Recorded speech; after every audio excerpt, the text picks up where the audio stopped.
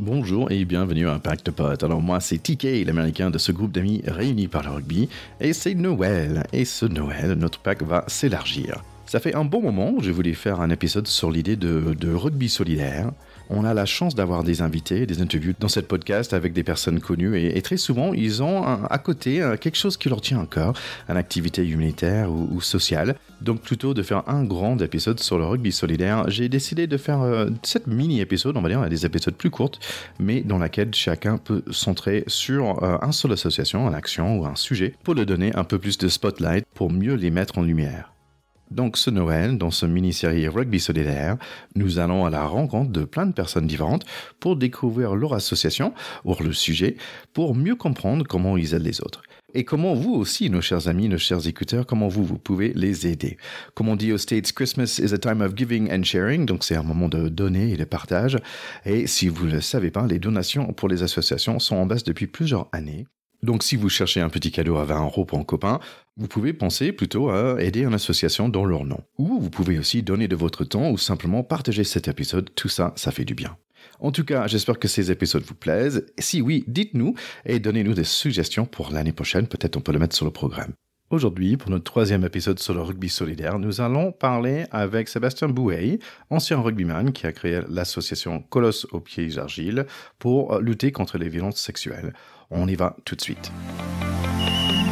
Pack de potes, terrain 10. Allez, aujourd'hui, je suis très content d'avoir avec nous le fondateur de l'association Colosse aux pieds argile. C'est Sébastien Bouey. Salut Sébastien. Salut. Bah écoute, je suis vraiment content que tu sois là. Je pense que tu es là pour représenter quelque chose d'important. Est-ce que tu peux expliquer qu'est-ce que c'est ton association ? Oui, mais Colosse au pied d'argile aujourd'hui, dans le milieu sportif, est assez connu. On lutte contre les violences sexuelles, le bizutage et le harcèlement. On fait aussi, bien sûr, l'accompagnement des victimes collatérales. On fait la formation des professionnels aussi qui encadrent les enfants. Et on lutte aussi contre le bizutage qui est assez prégnant dans le rugby, malheureusement. Donc on œuvre tous les jours sur ce chantier colossal qui malheureusement, ou heureusement, parce que c'est l'objectif, du moment qu'on intervient, on libère systématiquement la parole de victimes. Donc c'est vraiment un fléau. Il y a beaucoup de victimes. Donc voilà. Il faut multiplier les actions pour pouvoir en libérer le maximum. Ouais. Et je trouve que le nom de ton association, ça m'interpelle beaucoup. En fait, et quand j'ai lu la première fois, en fait, il fallait que je fasse un peu de recherche. Ça veut dire quoi ? En fait, le colosse aux pieds argile, et donc ce que j'ai trouvé, c'est on peut paraître invulnérable, mais quelque part, on a des bases fragiles. Et ma question, c'est comment est-ce que tu peux reconstruire des bases fragiles ? Ouais, ça s'appelle la résilience, tout simplement. Alors, le colosse au pied d'argile, effectivement, c'est mon avocat, quand il a plaidé, il m'a nommé comme ça pendant le procès, puisqu'il me défendait pour les viols que j'avais subis dans mon enfance de 11 ans et demi à 16 ans. Et en fait, tout est dans le titre. Quand il a dit, regardez ce colosse au pied d'argile, par tous les états de destruction qu'il est passé dans sa vie, tout est dans le titre. C'est pas parce qu'on est costaud qu'on est fait sur des bases solides. Donc, ça représentait bien l'image du rugbyman que j'étais et celle de la victime fragile. Et qu'est-ce que tu as fait basculer alors dans l'action, en fait, donc dans l'aide des autres ? Parce que déjà, tu as pu faire face à cette chose, il me semble un peu tard aussi, beaucoup plus loin dans ta vie. 18 ans après. Ouais. Oui, 18 ans après. Donc, qu'est-ce que tu as fait basculer dans l'action, dans l'aide des autres ? Ou aussi, parce que ça aurait pu prendre une autre forme aussi, on va dire.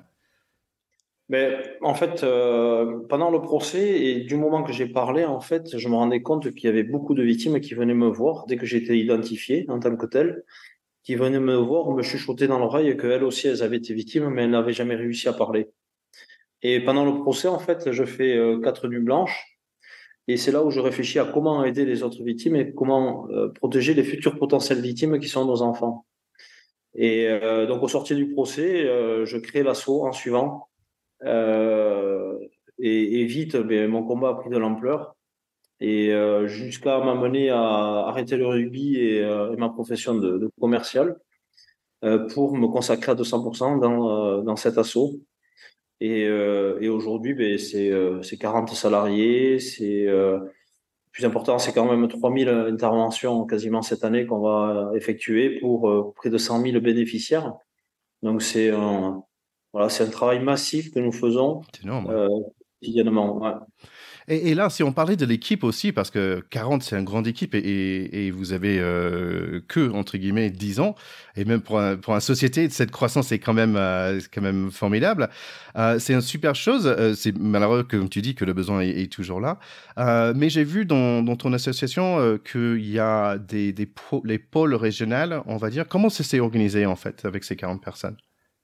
Ouais, alors on est sur le terrain, ils sont 25 chargés de mission, ils sont deux voire trois par région, même quatre en Île-de-France, où en fait ils développent l'association, et ils développent des actions, ils vont chercher des partenaires pour pouvoir faire un peu de lobbying auprès des institutions pour qu'ils arrivent à mettre en place des plans de lutte, comme on fait ici dans les Landes par exemple, le conseil départemental prend en charge la tournée des collèges que nous faisons sur les sixièmes pour faire de la sensibilisation et de la prévention.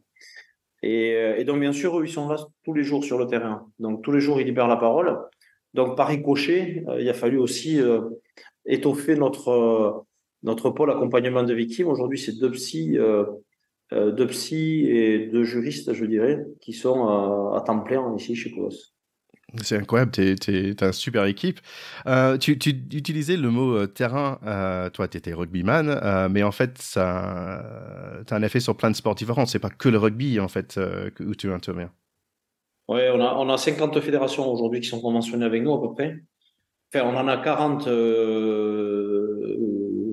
finalisées et on est en train de retravailler avec 10 autres. Mais il y a ça, il y a aussi les 6 ministères qui travaillent avec nous. Et on essaie toujours d'avoir une approche, on se sert vraiment du sport comme levier libérateur. C'est grâce à nos actions dans le champ sportif qu'on va libérer la parole. On n'est pas là pour faire la chasse aux sorcières. Bon, bien sûr, quand on peut lever un lièvre, tant mieux, hein. Mais l'objectif, c'est de faire vraiment la protection de l'enfant, mais aussi celle de l'éducateur.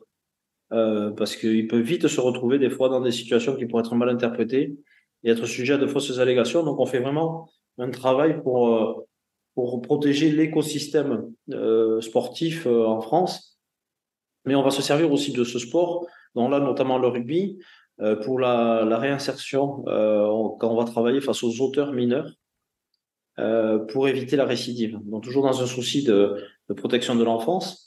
Mais on va intervenir avec un travail qu'on a fait autour du rugby, avec le respect des règles, le consentement, pour essayer de leur faire amener à de l'empathie et bien sûr éviter qu'ils reproduisent les actes pour lesquels ils ont été condamnés.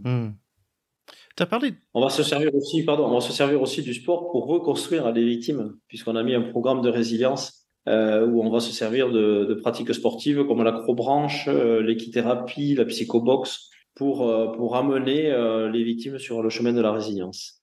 Tu sais, en fait, dans ce podcast, j'apprends plein de mots en français. Resilience, je le connais en anglais, mais ça veut dire quoi pour toi? Parce que c'est la deuxième fois que tu en parles. C'est quoi finalement le résilience et pourquoi c'est important dans ce cas-là? Résilience, c'est être réparé, en gros, pour faire simple, être réparé et soigné d'un traumatisme qu'on a subi. Mais comme je dis, bon, on n'a pas d'avenir à vivre dans le passé.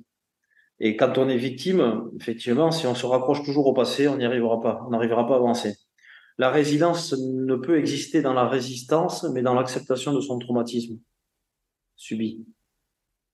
Pardon, je reprends, tu as dit de pas d'avenir dans le passé. Il n'y a pas d'avenir à vivre dans le passé, à vivre dans le passé. Parce que si on vit dans le passé, on va vers l'avant. C'est sans cesse ce qu'on a subi. Il faut voir devant, il faut. Après, moi, je suis aussi la preuve qu'on peut s'en sortir, hein, malgré toutes ces années de viol et 18 années de silence et d'autodestruction. Je suis vraiment la preuve qu'on peut s'en sortir. Pour ça, il faut parler, bien sûr. Pour ça, il faut être accompagné. Moi, j'ai eu la chance, en plus, d'être reconnu comme victime par la justice. Donc, il y a beaucoup de facteurs extérieurs qui m'ont permis d'arriver à cette résilience. Ce qui n'est pas la chance de tout le monde, malheureusement. Ouais. Et dans ce sujet qui est tellement sérieux et qui est tellement épineux, qui est difficile, en fait, comment tu gardes, toi et ton équipe, comment vous gardez la sourire et la motivation dans le quotidien aussi? Bon, je pense que tu sais, tous les gens qui travaillent sur des sujets délicats comme la fin de vie ou le cancer, les maladies, enfin voilà, si on n'arrive pas à prendre de la distance, en fait, on est aspiré par le bas parce qu'en fait, tous les jours, moi, j'ouvre mon portable, j'ai des témoignages de victimes, Hmm. tous les jours. Et si j'arrive pas à prendre cette distance avec le sujet, ben, malheureusement, tu t'enfonces. C'est pour ça qu'on est très vigilant aussi auprès de nos collaborateurs. On a mis en place une supervision pour eux. Quand voilà, s'ils multiplient le nombre de témoignages reçus ou voilà, le moindre souci, ben, ils peuvent se saisir de cette supervision. On a mis aussi un GAP, un groupe d'analyse des pratiques professionnelles. Donc on sait, ils sont chouchoutés parce qu'on sait la difficulté que c'est de recevoir tous les jours de témoignages et de parler de ce sujet qui est pas rigolo, il faut le dire. Hein. Là, je reviens d'une remise de chèque d'un partenaire qui a mis des actions pour nous et pour récolter des fonds. Bon, tu vois, j'y suis depuis 9h30. Alors, on commence d'entrer avec le sujet des violences sexuelles, de viol et tout. Bon, si on n'arrive pas à mettre un peu d'humour dans ce qu'on dit, ben, malheureusement, on va amener tout le monde dans la parano et dans un monde anxiogène. Donc, voilà, on essaie d'avoir un peu de recul par rapport à ce qu'on fait, mais toujours en gardant le sérieux, bien sûr. Ouais. Et cette association et cette ouverture aussi que tu as de témoigner et de parler de ton passé, ça te donne un avenir aussi, dans un sens que tu as pu, avec l'association, tu as pu faire un livre, tu as pu faire un film où il y a Eric Cantona qui joue ton rôle. C'est quoi alors les projets de l'avenir pour toi et pour l'asso? Ben, comme tu dis, en rappelant tous ces événements, j'ai tatoué sur l'avant-bras, on ne sait jamais ce que le passé nous réserve. C'est une phrase de François Sagan. Mais moi, mon passé me réserve beaucoup de belles choses, beaucoup de belles rencontres, euh, voilà, des événements qui sont nationaux, internationaux. Et alors effectivement, on parle du livre puis du téléfilm avec Eric Cantona. C'est l'événement de ces 10 ans, effectivement, puisque on souhaitait que ce téléfilm rentre dans un maximum de foyers. Bon, il fait 4,7 millions, puis c'est 1,2 million de téléspectateurs. Euh, le soir même, le 119, le numéro d'appel pour l'enfance en danger, dédié aux enfants, a pris 20% d'appels supplémentaires. Superbe. Donc, ce qui est énorme. Nous, on a reçu des dizaines de témoignages. On n'a pas reçu beaucoup de dons, je crois qu'on va conclure par ça. Euh, mais voilà, et donc là, mais notre avenir aujourd'hui, bon, moi, il faut que je sois toujours stimulé par des objectifs, des projets. Je parlais tout à l'heure de résilience par le sport. L'objectif, c'est qu'on mette en place une maison d'accueil de résilience par le sport, où on accueillerait sur du long terme ou court terme des victimes mineures, avec peut-être des stages aussi pour les majeurs, des week-ends de résilience qui fonctionnerait comme une MEX en fait et donc il accueillerait que des victimes de violences sexuelles issues de l'ASE, placées par l'aide sociale à l'enfance ou par la justice, et on leur proposerait cette thérapie par le sport.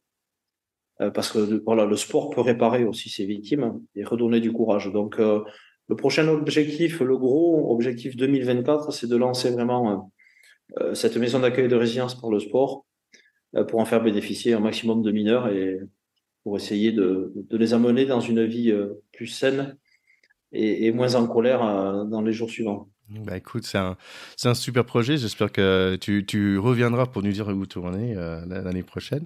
Écoute, j'aimerais bien finir avec des points en fait qui sont sur le site web des Colosses au pied Argile. En fait, il y a 3 boutons qu'on arrive sur la première page. La première, peut-être je vais expliquer le bouton et toi tu peux nous dire ce qu'il y a derrière. La première, c'est j'ai besoin d'aide. Et c'est la porte. En fait, on voulait plus un site vitrine de l'association, mais on voulait une porte d'accueil, un accueil pour les gens qui ont besoin de nous. Et donc, c'est la première porte d'entrée. J'ai besoin d'aide. Je suis victime collatérale. Je suis peut-être un potentiel prédateur. On va orienter, bien sûr, on ne les accompagne pas. Il y a le CRIAVS pour ça, qui est dédié aux pédophiles. ou pédocriminels. Mais nous, on est la porte d'entrée. Voilà, j'ai besoin d'aide. Rejoins-nous et on va être là pour toi. Et je le répète gratuitement, sans limite de fréquence ni de temps. Super. Après, il y a Je suis témoin. Je suis témoin, on va parler alors on peut parler des clubs ou quelqu'un qui est inquiet par rapport à une situation ou qu'il a besoin de nous le signaler. Alors il faut savoir que nous travaillons très étroitement avec les autorités administratives et judiciaires et surtout le ministère des Sports, hein, avec qui nous sommes très en lien avec leurs cellules de signalement notamment. Et le fait d'être plusieurs à travailler main dans la main, on peut réagir plus vite. Après, il y a Je veux agir. Alors, Je veux agir, c'est nous solliciter pour intervenir dans des structures.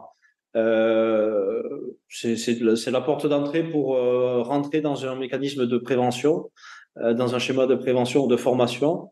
Et voilà, nous solliciter parce qu'on est vraiment donc sur toute la métropole. On a une antenne aussi à La Réunion avec 2 salariés. On a une antenne en Espagne, Coloso Copies de Barro, et une antenne en Argentine aussi, mais qui est un peu en veille. Mais eux, ils sont bénévoles pour l'instant. Nous, ici, il n'y a aucun bénévole qui intervient, hormis le conseil d'administration. Mais voilà, nous, on n'est que des professionnels du coup. Oui, d'ailleurs, un petit coucou à Claire qui m'a aidé à organiser cet entretien. Elle était très efficace.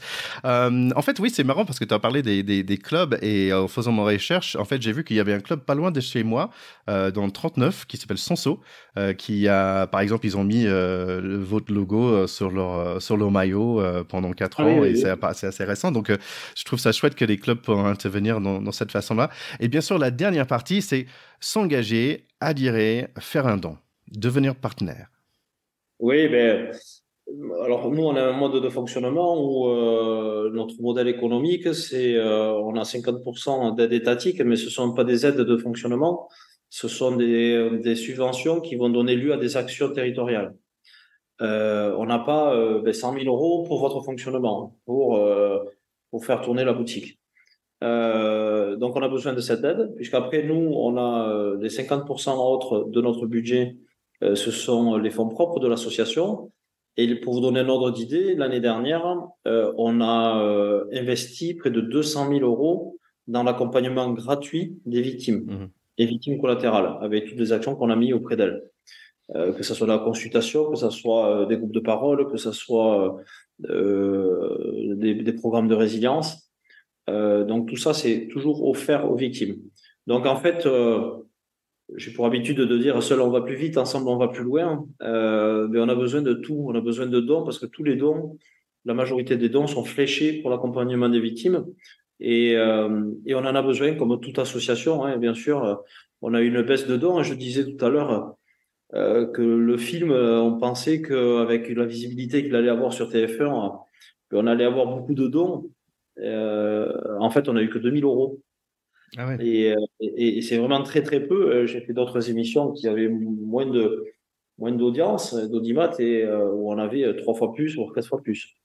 Donc, voilà, important d'aider notre association comme les autres. Hein. Le mouvement associatif aussi est impacté par les difficultés que peut rencontrer dans la société. Et donc, voilà, il n'y a pas de petits dons. Je dirais même qu'on a des récurrences dans les dons de 2 euros par mois. Mais je sais que la personne derrière à l'écran qui a fait ce don de 2 euros, c'est le maximum qu'elle a fait. Et ils me touchent tous les dons. Ouais. Mais ceux-là en particulier, puisque c'est peut-être les plus petits, mais c'est peut-être les plus pas sincères, hein, mais les plus impactants dans un budget familial. Ouais. Sébastien, c'est vraiment un plaisir de te rencontrer. Je te remercie vraiment d'être passé à Pack de Potes et merci pour tout ce que tu fais. Et nos chers écouteurs, si vous pouvez aller sur le site web colos.fr et bien sûr, vous pouvez cliquer sur le bouton je donne un don, je fais un don. Merci énormément Sébastien, à très bientôt. Merci à toi.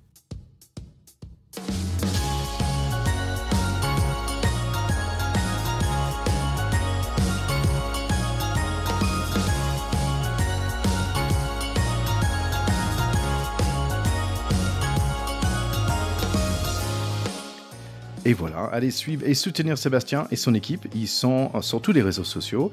Et comme il a dit, il n'y a pas de petit don, tout peut aider. C'est tout pour aujourd'hui. On se verra en 2 jours pour un autre épisode dans ce mini-série Rugby Solidaire. Merci encore à Sébastien. N'oubliez pas de vous abonner à notre podcast sur votre plateforme de choix pour ne pas rater les autres. On a 7 en total. Et partagez avec vos proches sur les différents réseaux sociaux. L'envoyez à votre tante, votre oncle, à vos parents, les enfants, le cousin, les collègues, votre chauffagiste, bref, tout le monde. En tout cas, l'équipe de Pacte Pod vous souhaite un très joyeux Noël et une belle année 2024. Merry Christmas everyone! Ciao ciao!